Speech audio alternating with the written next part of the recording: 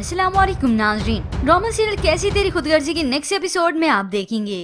एक तरफ तो निदा जिसकी शादी एहसन से होने जा रही है, शमशेर महक के साथ इस शादी में शिरकत करता है, मगर इसे ये अंदाजा तक नहीं कि उधर हॉस्पिटल में उसकी माँ दम तोड़ गई।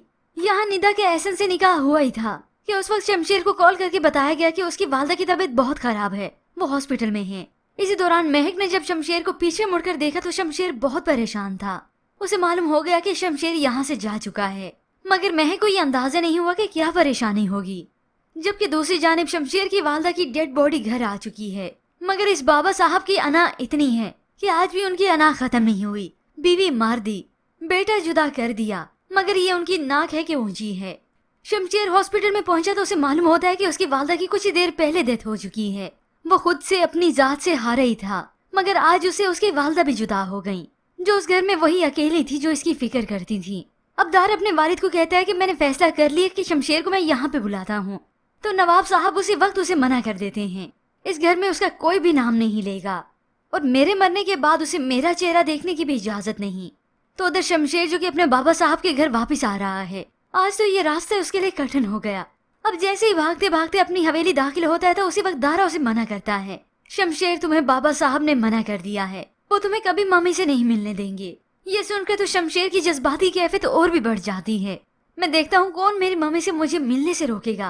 तभी वो जज्बाती होकर जल्दी से अंदर घुसता है ताकि आखिरी दीदार तो अपनी माँ का कर सकूं, उसे इस दुनिया से अलविदा तो कह सकूं। मगर उसे क्या खबर थी कि उसका ये जज्बातीपन भी कभी काम नहीं आएगा, क्योंकि अंदर उसका बाप फिरौन बना बैठा है।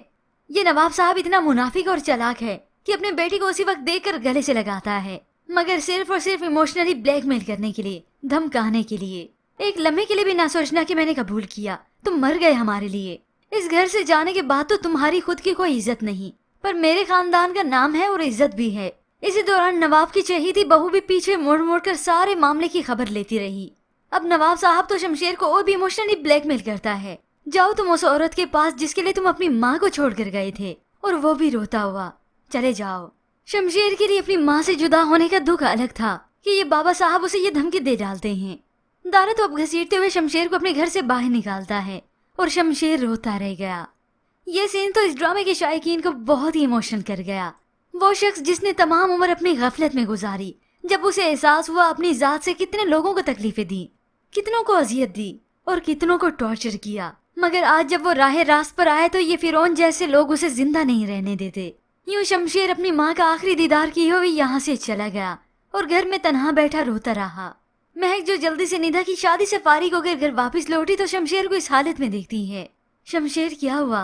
तभी शमशेर महक को सारी सच्चाई बता ही देगा कि उसकी वालदा इस दुनिया से चली गई और उसे आखिरी बार अपनी वालदा से मिलने न दिया, और यूं ही अब शमशेर जो यहाँ पे तड़पता रह जाएगा।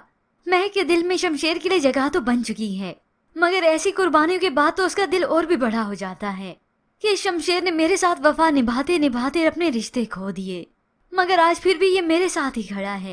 होप सो व्यूअर्स अब दिल से महक शमशेर को एक्सेप्ट कर लेगी। पर व्यूअर्स इसके मुतालिक आप क्या राय रखते हैं? हमें अपनी कीमती राय का इजहार जरूर कीजिएगा। मज़ीद ड्रामा प्रोमो के लिए आप देखते रहिए उर्दू टीवी।